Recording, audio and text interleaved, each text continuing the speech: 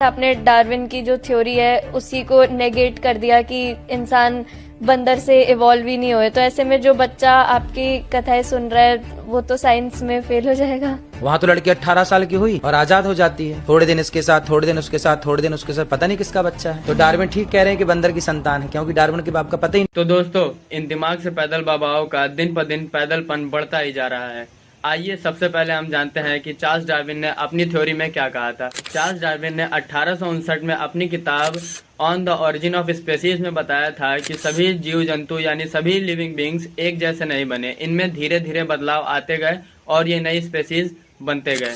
ठीक इसी तरह हम इंसान बने, जैसे मैमल्स में से कुछ जानवर मंकी टाइप क्रिएचर बने और इनमें से कुछ ने हाथ का इस्तेमाल करना सीखा, कुछ ने सीधा चलना सीखा। इनमें धीरे धीरे दिमाग का विकास हुआ और हजारों सालों बाद ये ग्रुप इवॉल्व होकर अर्ली ह्यूमंस बना। फिर लाखों करोड़ों साल बाद अर्ली ह्यूमंस का दिमाग और ज़्यादा डेवलप होना शुरू हुआ।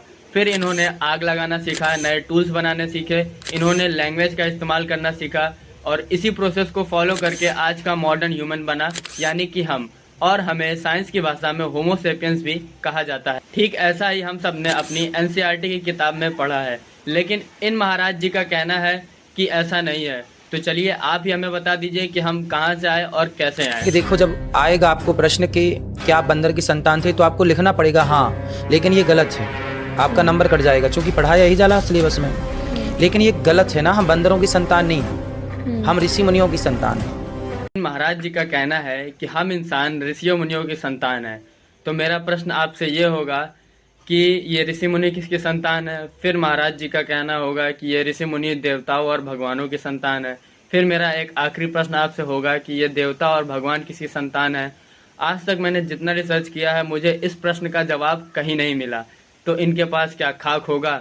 ये सब क्या है? धर्म के नाम पर ये ढोंगी बाबा कुछ भी बोलते जा रहे हैं, कुछ भी परोसते जा रहे हैं हमारी भोली भाली मासूम जनता के सामने। आज इन्हीं ढोंगी बाबाओं की देन है कि हम विज्ञान की दुनिया में 0 सन्नाटा हैं। ऐसे लोगों का बहिष्कार करो, फॉलो नहीं। शायद